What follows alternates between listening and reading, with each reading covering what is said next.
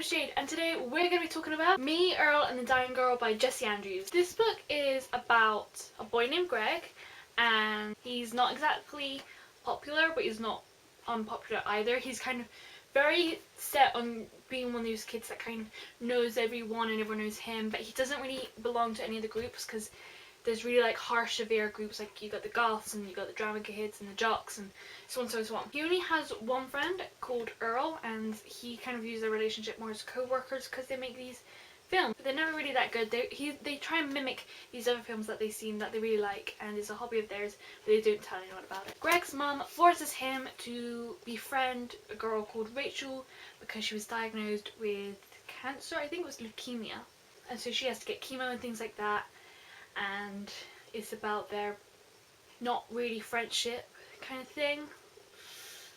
I wasn't the biggest of the fans. I have heard so many people that absolutely worship this book, so many people find it hilarious and the story so touching, but me personally it wasn't my thing. I don't know, I just didn't find it that funny. I could see how people find it funny, but I personally didn't like this particular sense of humor. Greg kind of frustrated me, his best friend kind of frustrated me, Rachel didn't really like her very much.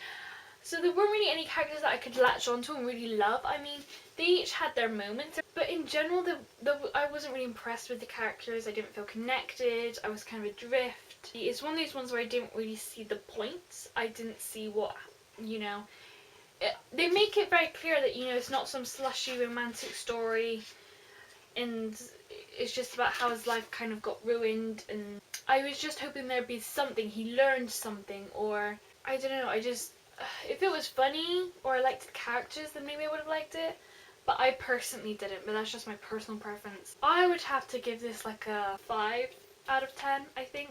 There were definitely some things that I liked about it. I flew through it, like the chapters are so short and it's so fast paced, so easy to read, and it's quite quirky as well because there's some parts that are told in script form, and it's very interesting to read in that aspect because it's quite different. The cover is pretty interesting. I like how it's these 3 blocks that are like separated, and this whole, I love this whole, you know, because it's kind of like they're botchy movies with the words on the strings and stuff. And I love as well how it like carries on. I'm gonna be getting into spoilers now, probably, kinda. I would just recommend that you read the book before watching this bit, because I'm just kind of all over the place with my thoughts. So go away if you haven't read the book. As I said, I really liked, you know, how there was the script bits and the way he kind of set the chapters up, the way he wrote it, like that he was actually talking to us. Really awesome. Loved that aspect of it. It was quite quirky, quite different in that way as well. I liked the little artwork on the inside. Yeah, just the way everything's kind of laid out, you know, the Gaines family, a summary, a more or less typical conversation with Earl. It's laid out very structured, and I like that about it. Right at the beginning, it gives us this little note from him. He keeps saying about how stupid this book is, and if you've made it this far, blah blah blah blah. Okay, that's all great and good, but it kind of got a bit repetitive, a bit boring. Again, constantly talking about how bad he is, how horrible he is, and you know, he doesn't really improve much. And it's not really, he kind of, when Earl has that huge rant at him, that's the kind of only point where he didn't really change. He was just putting up with it just because he knew Earl was right and he had to do this thing for Rachel because, you know, she was going to die. And like, I knew he wasn't going to change, but I needed something. He just stayed exactly the same. Like, majority of people who have read this book warm up to Greg and begin to like him, and I kind of felt the same way about him, beginning, middle and end. He didn't warm on me. He kept saying about how selfish and horrible he was, but he wasn't willing to change. So either, you know, change or stop complaining. One or the other. Just shut up.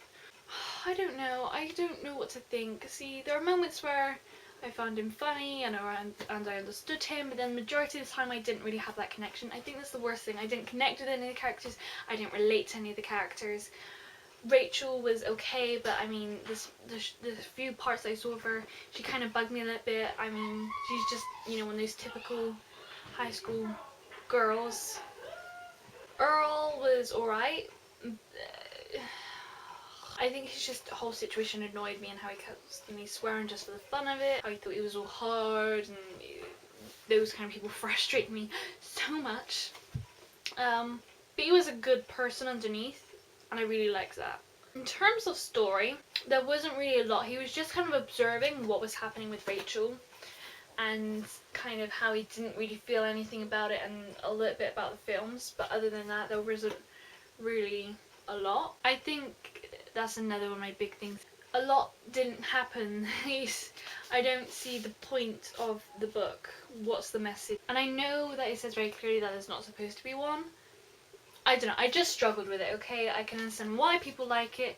If I ended up liking Greg and felt sorry for Rachel and in the situation and felt unrelated to it, I would have loved it too.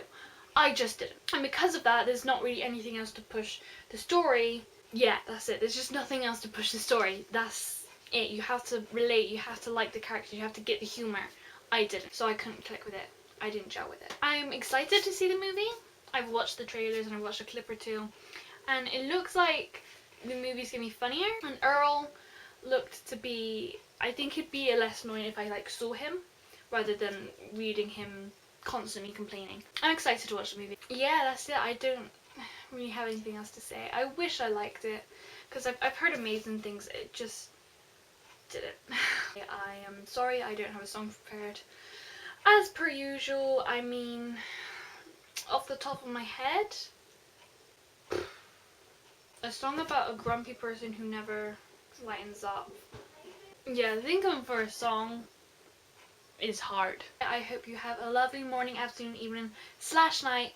My name's Jade. I hope I'll see you again next time. Bye. Hello! My name's Jade, and today we're going to be talking about... I looked at the viewfinder the whole time. It's like a trap because you need to see if you're on screen and if you're in focus and all those horrible things, and if the book looks good, and then at the same time you find yourself just... you keep looking at it because my lens is like that and the viewfinder is like that, so...